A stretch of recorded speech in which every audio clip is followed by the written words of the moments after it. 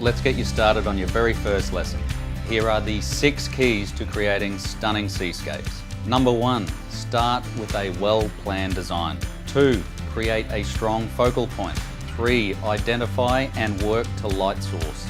4, break the painting into sections. 5, follow a workflow order. And number 6, well, this one I'll come back to. The first 5 steps are not sexy, mysterious, or hidden tricks. They are the core fundamentals for your paintings to be a success. So let's look at number 1. Start with a well-planned design.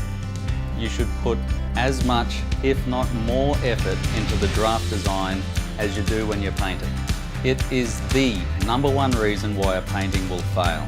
Not enough planning. If you create a winning design or composition, you are halfway to creating a winning painting. This is constantly overlooked by amateur artists. Between you and me, if you come up with an eye-catching and interesting design, you can actually get away with very basic painting skills. The other benefit of working on a winning design is that you'll stop questioning your abilities during the painting. You know you've done the groundwork, so you can relax and just focus on the next component of the painting. In the course, I teach the 3 methods to come up with a winning draft and what to do to that draft to make it even better. I teach you how to use the elements and principles of design to make it a winner before a brush is even picked up.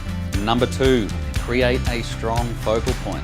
You need to create a center of interest or focal point in your painting.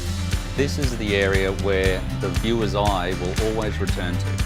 It's a feature of the painting that usually pops or lures the viewer's attention, either consciously or subconsciously by utilizing one or more design elements, like contrast, sharper details, or using complementary or opposite colors on the color wheel. Anything that draws the eye. Paintings without a focal point let the viewer's eye drift, usually off the painting. So it all goes back to key number 1, a well-planned design. Your focal point, it's worked out in the design phase. You don't come up with this stuff halfway through the painting. I always strengthen the focal point with visual pointers. They're built into the composition to unconsciously lead the viewer's eye to the focal point. Visual pointers can be subtle or strong and are the best method to promote your focal point within the painting. In the course, I teach various ways how to position and create a strong focal point. I also cover balancing the composition and some more considerations. Unfortunately, too many for the time we have here. Number 3, identify and work to the light source within the painting. So where is that light coming from? The direction and the color of it. How does it fall on and affect the look of each component within the landscape? It's another key to your success or failure in a painting. Each component has to integrate into the whole to create a complete scene. If your light source is off or undefined, something's going to look amiss and your painting won't look right. It's a simple thing that you probably think you've got covered, right? I guess it's okay if all you want to do is paint from photographs, because all you need to do is follow the photograph colour for colour. But if that's all you want to do, then you're limiting yourself big time. The real power of an artist is to create paintings that are truly our own. That's where you move from a painter or an illustrator to a true artist that creates memorable work. In the course, I encourage you to step up a level from copying photographs to developing and making the design your own. Essential number 4, break the painting down into components and work on one component at a time. In the course, you'll learn this exact sequence. So this part of the method makes painting very easy. And in the videos, you'll see just how easy it can be. So when it's time to do the sky in a blend from dark to light, you'll do nothing else. When you do the ocean base coat, you'll focus on that and nothing else. I'll show you the technique and color for each component, and you'll be amazed at how fast your progress is.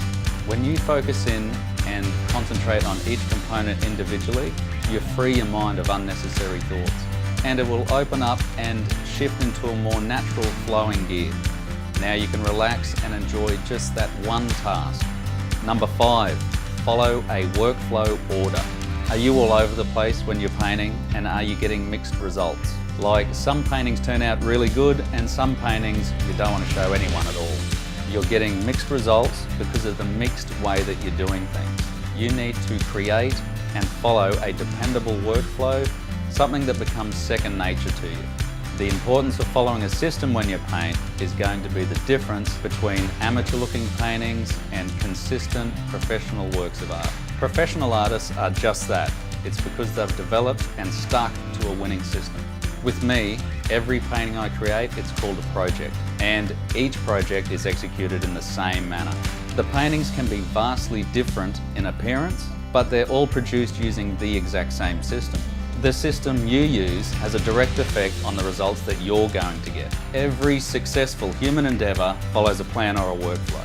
So as you can see, I'm big on systems, and why wouldn't I be? Successful systems are followed and franchised because they're proven to work. If you follow my system, as you develop, you can add or subtract elements. You can modify it to suit your own preferences and make it your own. So you can take what works for you and leave out what doesn't. So if nothing else, start thinking about your current painting system.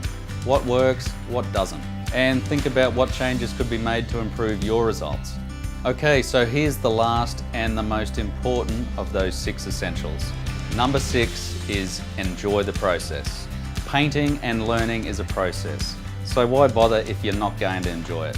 While you're learning, there are going to be some small frustrations. Learning anything new will challenge and stretch you. There's always going to be a few growing pains, but believe me, it's worth it. Painting, it's a mind game. Those who can develop and train the mind are the ones whose work develops the best. It's a fascinating subject, and I've devoted a whole course module to it. And a bit of peer support comes into it as well. It's a big help to have a community that has your back and understands the highs and lows of painting. That's exactly what our support group is about. Currently at 400 members and growing. This community supports everyone's journey to be the best artist they could be. Okay, now that you understand the theory behind the painting, let's shift gears and let me show you a segment from the full course. Here I'll take you through the sequence of how I painted Endless Summer. This one's called Endless Summer. It's one of my favourite paintings, and I did it just before opening my first studio gallery. I was about to spend a heap of money to deck the space out, so I thought, geez, I better paint something bloody good now. The design of this one came to me pretty quickly. I started with the wave and built in the elements around it. I ran out of room on the piece of paper on my visual diary and wanted to make the canvas longer, so that it matched the size of a few of the other prints that I've done. We'll talk about standardizing your sizes later in the business sections. So anyway, I scanned it and opened it in Photoshop. I extended the right hand side and added a shrub in the bottom right to balance the big pandanus on the top left. I made some adjustments to the fronds, so you can use Photoshop in more creative ways as you get used to the program. Next move is to bump up the contrast so the line will project well onto the canvas. Then print it onto a transparency and whack it onto the overhead projector. Still in my old studio at this stage, it had great natural light coming in from the side. I grabbed my big coloured pencil and quickly mark in all those lines. This is the first stage of the acrylic block in. You can see where I masked off the headlands to do the acrylic sky blend, which looks pretty smooth. That's what's going to make the sky oil blend much easier. With the leftover acrylic paint, I scrub in the white water and scuds. Next step, moving from the background to the foreground, I block in the headlands. And we can plainly see the atmospheric influence of distance with the darker value in the foreground. I block the rocks in now so I don't lose the outlines. The rest of the painting is blocked in. A dark to light background ocean blend, a dark to light wave blend, and some lighter fill colours towards the bottom of the painting. And then we're ready to move to the oil paints, or ready to make the next list to begin the oils. Here I've done the sky oil blend. I've also painted in my headland base colours in oil, and I'm making a first pass at the tree details with my small semicircle brush.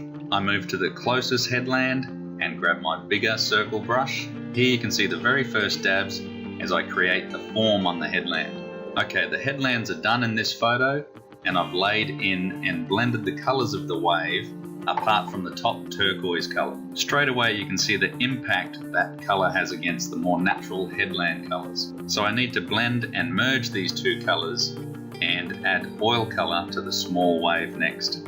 Okay, so now we have full coverage of the smooth oil paints, other than the rocks that is. Here I begin to shape the water. I start with the darkest blue and the bigger brush and blend the hard lines away. I'm working with wet paint over a dry background, and at this stage I'm making sure that these lines are looking right. While still wet, I lighten my blue paint mix and begin to add more rippling details with my large liner.